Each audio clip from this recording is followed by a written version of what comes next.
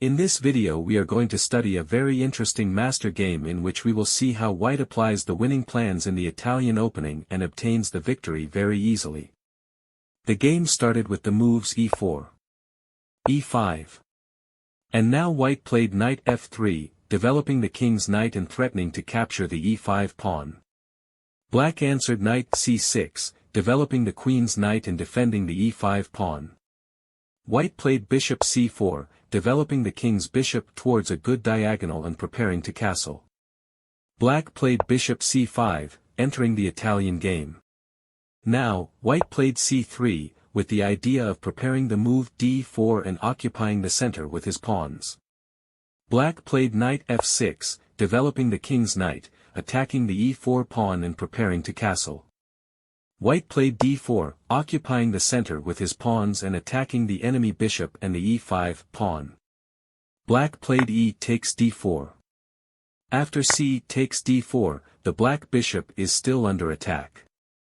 White has formed a powerful pawn center that is ready to start advancing.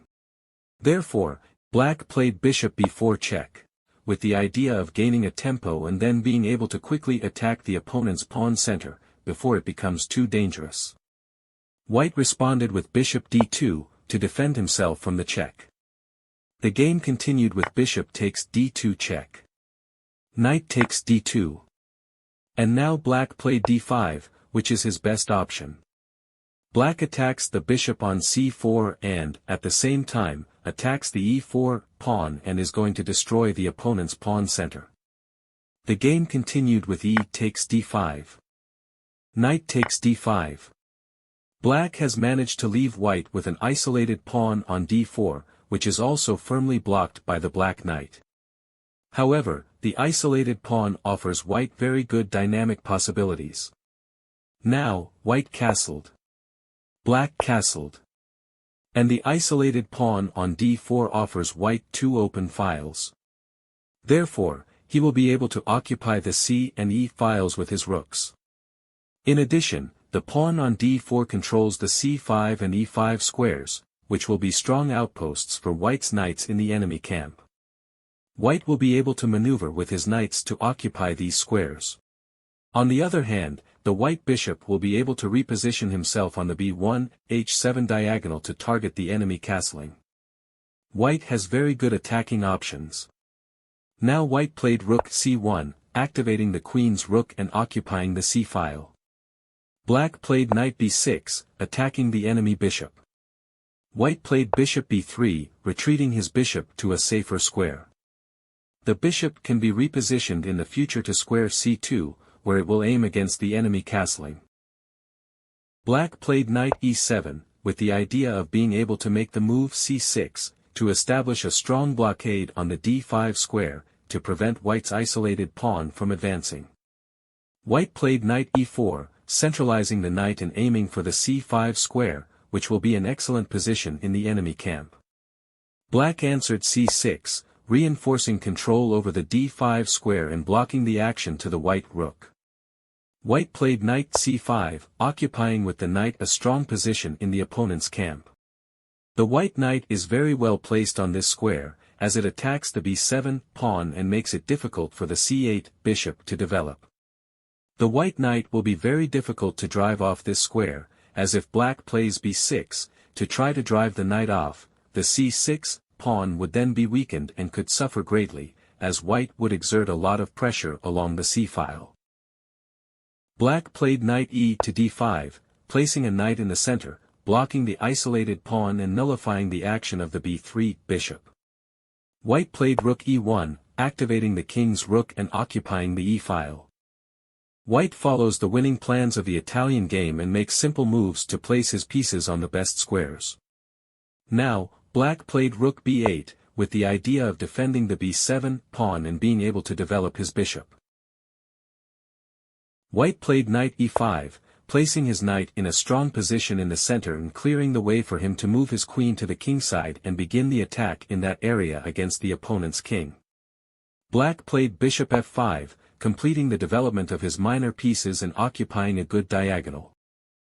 White played queen f3, moving his queen to connect the rooks and attacking the enemy bishop. Black played bishop e6, retreating his bishop to a safer square and keeping the d7 square under control, to prevent any possible jump of the white knights to that square. White played queen g3, moving the queen to the kingside and aiming at the enemy king. At the same time, he frees up the passage to be able to advance with his f-file pawn, which can be used as a battering ram to join the attack with f4, f5. Now, black played knight c7, with the idea of exchanging pieces and simplifying the position, to relieve the pressure and try to defend himself. White played knight takes e6, eliminating the opponent's bishop. Now, it is not possible to capture on e6 with the knight. Since white would play knight takes f7 and win. Since after rook takes f7. White plays bishop takes e6. Black's rook is pinned and white wins.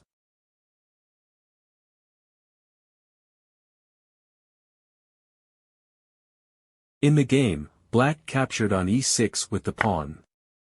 White played rook e4, with the idea of moving the rook to the kingside. Black's pieces are displaced on the queenside and will not be able to come in time to defend their castling. White already has a big advantage.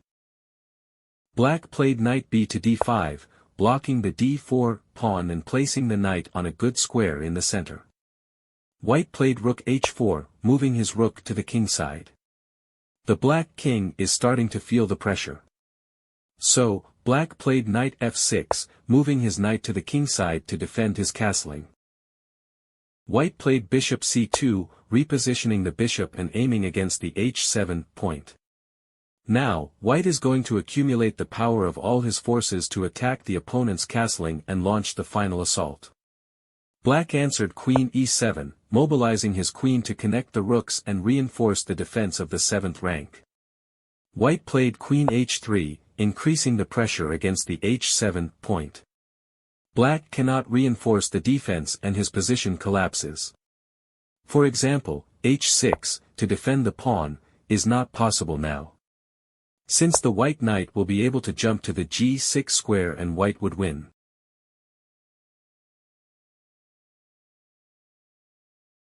In the game, black played g5, with the idea of defending the 7th rank with his queen and, at the same time, attacking the white rook, to try to repel the attack.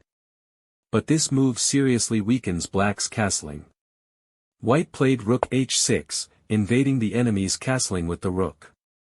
If now black plays knight d5, centralizing the other knight and trying to bring it closer to the kingside, so that it can collaborate in the defense. White plays queen g3 and is threatening h4, with the idea of opening the g-file to continue the attack. For example, in case of rook b to d8.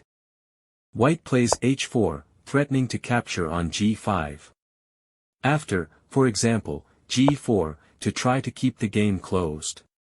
White can play bishop takes h7 check and win.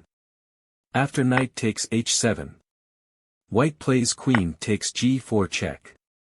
Now queen g7 is not possible, because rook g6 follows and white wins.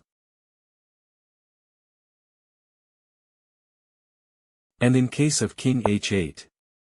White plays knight g6 check and wins anyway.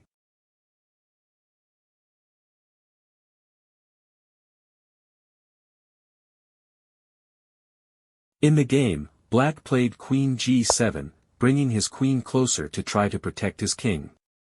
But now white played bishop takes h7 check, sacrificing the bishop and the black king's defenses are blown up. Black played knight takes h7. But now white played rook g6, pinning the black queen. White is winning. The game continued rook b to d8, attacking the d4 pawn. But white played queen h6 and black finally resigned.